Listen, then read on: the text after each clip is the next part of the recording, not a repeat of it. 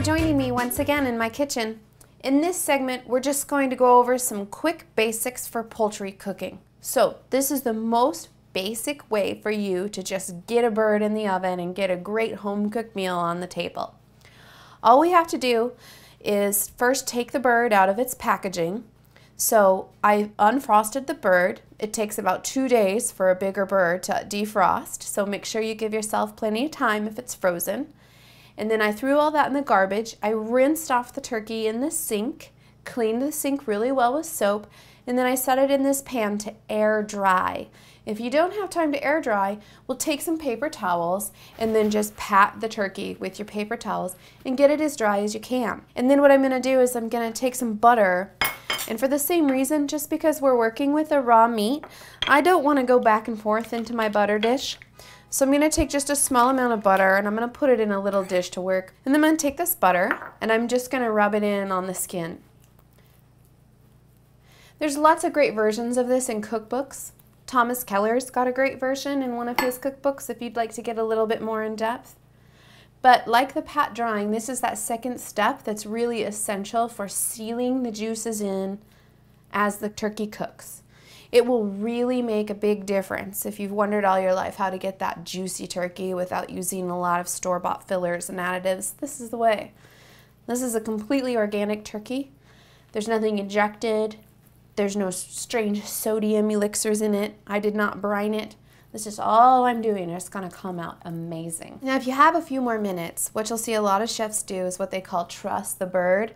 And that's where they tie up this end here with the legs.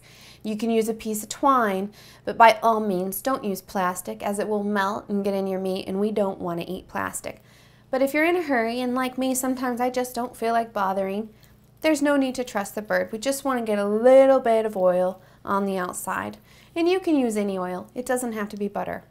So now I've got this bird nice and coated. And I'm going to set that aside, make sure I wash. I've got one more step. You can see, one thing I like to teach people is you don't need a bunch of fancy tools to cook.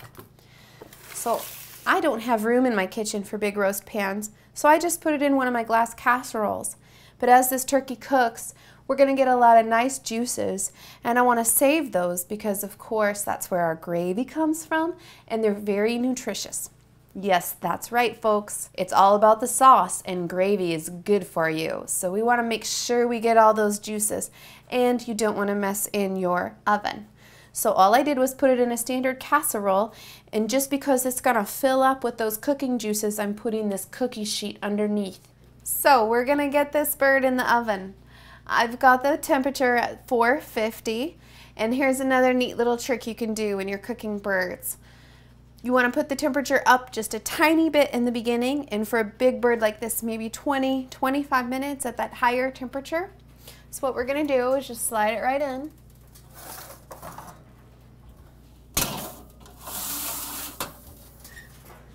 Set the timer for 20 minutes.